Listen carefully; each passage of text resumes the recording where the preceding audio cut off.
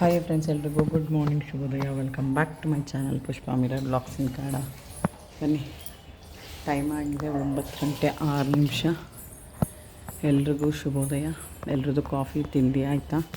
ಬನ್ನಿ, ಬಾಟ್ಲು ಕಸ ಗುಡಿಸಿ ನೀರು ಹಾಕಿ ಸಿಂಪಲಾಗಿ ರಂಗೋಲಿ ಹಾಕ್ಕೊಂಡಿದ್ದೀನಿ. ಹಾಗೆ ಕೂಡ ಸಮಯ ಆಗಿದೆ. ಮನೆಯೆಲ್ಲ ವಾಶ್ ಮಾಡಬೇಕು, ಗುಡಿಸಿ ಒರೆಸಿ ಎಲ್ಲ ಕ್ಲೀನ್ ಮಾಡಬೇಕು. ಇದು ನಿನ್ನೆ ಪೂಜೆದು, ಇವತ್ತು ಮಾಡಬೇಕು, ಎಲ್ಲ ಕ್ಲೀನ್ ಮಾಡ್ಕೋಬೇಕು. ಹಾಗೆ ಪಾತ್ರೆ ಇದು ನಿನ್ನೆ ಮಧ್ಯಾಹ್ನದೆಲ್ಲ ಜೋಡಿಸ್ಬೇಕು.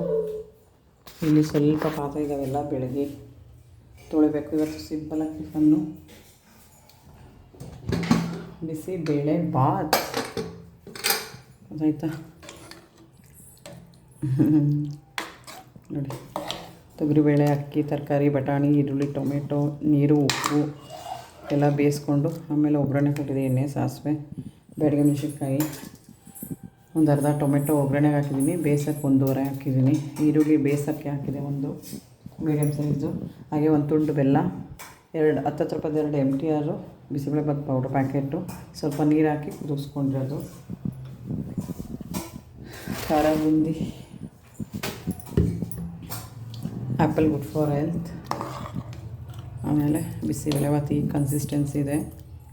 ಸ್ವಲ್ಪ ಹೊತ್ತಾದರೆ ಇನ್ನೂ ಗಟ್ಟಿ ಆಗುತ್ತೆ. ಫಸ್ಟು ಇನ್ನೂ ತೆಳ್ಳಗಿತ್ತು.